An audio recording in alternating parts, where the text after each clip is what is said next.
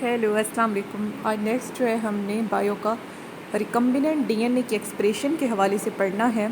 Clone यानी कि जो रिकम्बिनेंट डीएनए होता है, जो हमने कल पढ़ा था कि वो कैसे कैसे बनेगा, मतलब कि उसे जब हम होस्ट में रख देंगे तो उसकी एक्सप्रेशन होस्ट के अंदर कैसे होगी, उसके एक्सप्रेशन को स्टडी करना है।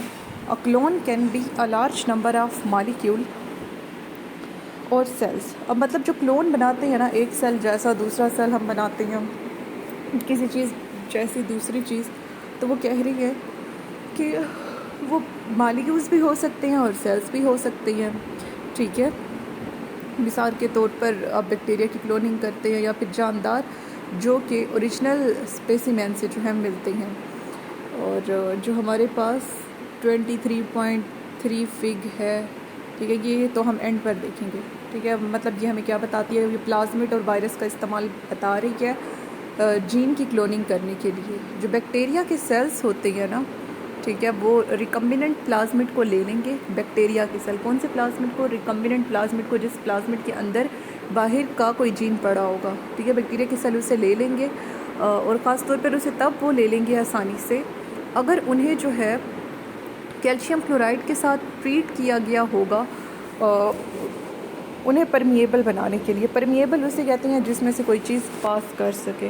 ठीक है, तो बैक्टीरिया के सेल क्या करेंगे, प्लाज्मिड ले लेंगे जो कि एक तो मतलब कि रिकम्बिनेंट होगा। ठीक है, मतलब कि फॉरेन जीन उस प्लाज्मिड के अंदर पड़ा होगा। प्लाज्मिड का हमने क्या पढ़ा था कल के, वो एक्स्ट्रा क्रोमोसोमल सर्कुलर डीएनए होता है। ठीक है, तो उसके अंदर बाहर का कोई जीन या डीएनए का पार्ट पड़ा होगा और दूसरा उसे कैल्शियम क्लोराइड के साथ ट्रीट कराया गया होगा और उस वजह से वो परमिएबल होगा। परमिएबल मीन हर तरह की चीज़ को अपने अंदर से गुजरना अलो करेगा। Thereafter as the cell reproduces a bacterial clone forms. जैसे ही फिर सेल की रिप्रोडक्शन होगी तो फिर क्या होगा कि बैक्टीरिया का क्लोन बनेगा। ठीक है, मतलब जैसे जैसे सेल रिप्रोड्यूस कर रहा है तो बैक्टीरियल सेल रिप्रोड्यूस कर रहा है तो बैक्टीरिया का क्लोन भी बन रहा है और जो हर नया सेल है उसके पास तकरीबन एक प्लाज्मिड होगा। इसलिए जो हर बैक्टीरिया है ना, उसके पास जीन ऑफ इंटरेस्ट होता है। ठीक है, हर बैक्टीरिया के पास, जो कि ख़ुद को एक्सप्रेस करता है। ठीक है, उसके अंदर जो कि उसके अंदर खुद को एक्सप्रेस करेगा और प्रोडक्ट बना देगा। इस बैक्टीरियल क्लोन से जो क्लोन जीन है उसे आप अलग कर सकते हैं और उस पर मज़ीद तज्ज़िया कर सकते हैं या फिर उसे प्रोटीन प्रोडक्ट बना सकते हैं। इसके अलावा जो प्लाज्मिड होते हैं,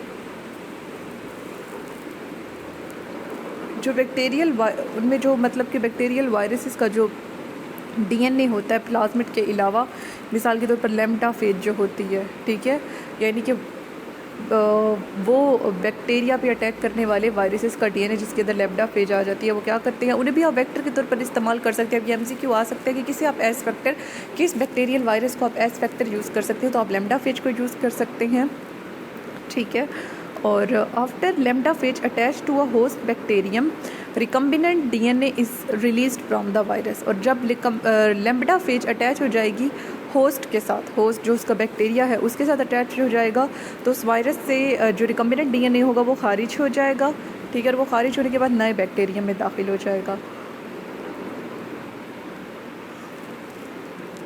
और फिर नए बैक्टीरियम में वो क्या करेगा कि वो ज़्यादा वायरसेस की प्रोटेक्शन करेगा। ठीक है, ज़्यादा से ज़्यादा वायरसेस पैदा होंगे और जो हर वायरस होता है ना, वो बैक्टीरियोफेज का क्लोन होता है। ठीक है, वो बैक्टीरियोफेज का क्लोन होगा, यानी कि वो जीन की कॉपी रखता है। ठीक है, हर वायरस बैक्टीरियोफेज का क्लोन होता है, यानी कि बैक्टीरियोफेज किसे कहते हैं, बैक्टीरिया को किल करने वाले वायरस। तो हर वायरस बैक्टीरियोफेज का क्लोन होगा। ठीक है, एक लिहाज से कह सकते हैं उसका हम शक्ल होगा या फिर जुड़वा की टर्म जिस तरह हम यूज़ करते हैं वो उसका क्लोन होगा और उसके पास जो है उस जीन की कॉपी होगी जिसकी क्लोनिंग करनी होगी। तो इस सारे में हमने क्या देखा कि रिकम्बिनेंट डीएनए अपने आप को कैसे एक्सप्रेस करेगा। आप उसे प्लाज्मिड, रिकम्बिनेंट प्लाज्मिड में डाल दें और फिर वो मतलब कि बैक्टीरिया के अंदर जाकर जो वो प्रोडक्ट बनानी है वो बना देगा। ठीक है, और आप क्लोन जीन को इससे अलग भी कर सकते हैं। और इसके अलावा जो बैक्टीरियल वायरसेस होते हैं, यानी कि जो बैक्टीरियोफेज होते हैं, बैक्टीरिया को किल करने वाले जो वायरस होते हैं, ठीक है, उनमें मतलब कि एक लैम्ब्डा फेज आ जाता है। और इसके अलावा जो रिकम्बिनेंट प्लाज्मिड होता है, उस ये एमसीक्यू बहुत आता है कि उसे किसके साथ ट्रीट कराएंगे कि वो परमिएबल बन जाए।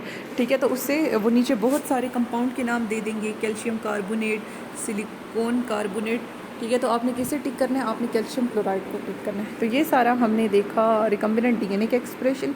इसमें कोई इतनी ख़ास कहानी नहीं है, बस सिंपल सी बातें हैं, ठीक है। वो बता दी हैं मैंने आपको। तो उसके बाद नेक्स्ट जो है ये यहाँ पे यही जो हमने ऊपर पढ़ा दिखाया गया है, ठीक है।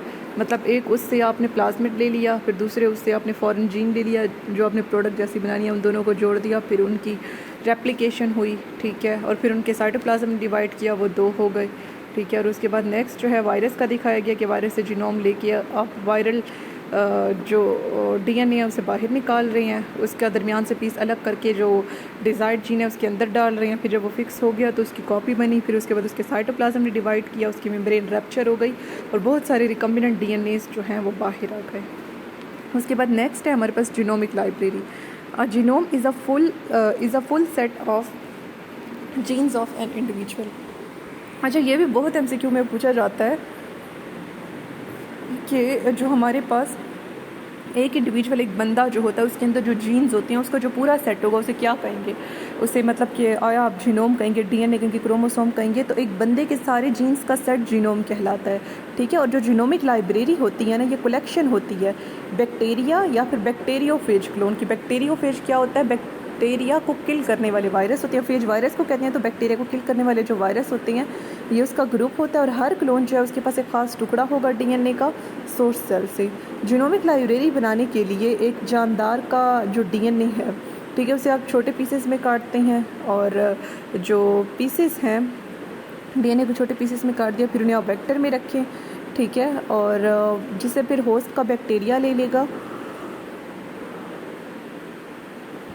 ये जो फिर सारी कलेक्शन है बैक्टीरियल या बैक्टीरियोफेज के क्लोन की, ठीक है, जिसके पास ये सारे जीन्स होती हैं ऑर्गेनिज्म के, उसका फिर क्या करें हम नेक्स्ट देखते हैं।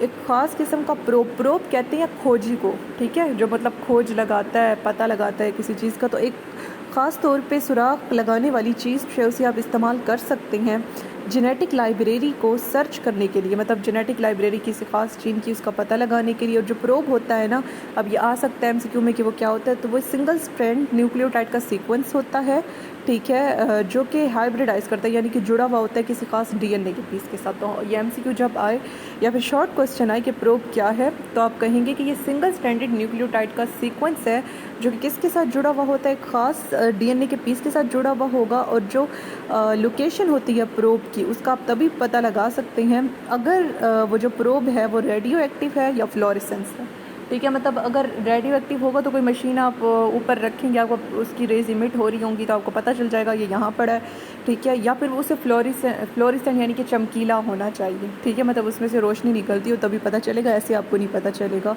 कि वो बैक्टीरिया के अंदर किस जगह पड़ा है। जो बैक्टीरिया के सेल होते हैं ना, हर एक के पास एक खास टुकड़ा होता है डीएनए का, उसे जो है आप रख सकते हैं पेट्री डिश में एगर पे। अच्छा, जो पेट्री डिश होती है ना, ये छोटी सी शीशे की ऐसे टुकड़ियाँ सी होती हैं और इनके ऊपर एक चिपचिपा सा मादा होता है जिसे हम एगर कहते हैं। उसे हम क्यों रखते हैं कि ना, जैसे हमने किसी भी चीज़ की रिसर्च करनी है, मिसाल के तौर पर मरी हुई मक्खी की करनी है, तो उसे जब हम, या फिर ज़िंदा मक्खी की करनी है, तो उस चिपचिपे मादे पे जब हम डाल देंगे ना, तो फिर वो उससे उड़ेगी नहीं या हटेगी नहीं। फिर उसे माइक्रोस्कोप के नीचे रख के जो है हम ऑब्ज़र्व करेंगे, ठीक है। तो आप क्या करेंगे कि बैक्टीरिया का सेल, कौन से बैक्टीरिया का सेल जिसमें से हर किसी के पास एक खास टुकड़ा है डीएनए का, उसे आप रखेंगे पेट्री डिश के चिपचिपे मादे पे, एगर पे। और उसके बाद जो हमारे पास प्रोब है ना, उसे आप ये जो आपने डीएनए का टुकड़ा रखा है इसके साथ जोड़ देंगे। जो जीन्स है फिर आप इसे मतलब के फ्रेगमेंट से अलग भी कर सकते हैं इसके अलावा, ठीक है। अब ये जो पार्टिकुलर फ्रेगमेंट है, ठीक है, इसकी मतलब कि मज़ीद क्लोनिंग की जा सकती है, मतलब इस जैसे और भी बनाए जा सकते हैं, ठीक है। और इसके अलावा आप इसका न्यूक्लियोटाइड का सीक्वेंस भी स्टडी कर सकते हैं। तो इसमें भी इतनी कोई ख़ास बात नहीं है, बस सिंपल सी बातें हैं, ठीक है, कि जीनोम फुल सेट होता है जीन्स का, और प्रोब न्यूक्लियोटाइड का सीक्वेंस होता है जो कि डीएनए के छोटे से टुकड़े से जुड़ा हुआ होगा। और ये भी हमसे क्यों आता है कि इसे कैसा प्रोब को होना चाहिए, तो फ्लोरेसेंट हो या फिर रेडियो एक्टिव हो, ठीक है। और यही सारा जो है बस इसमें है मेन। तो आज के लिए इतना ही, मिलते हैं नेक्स्ट क्लास में, तब तक के लिए अल्लाह हाफ़िज़।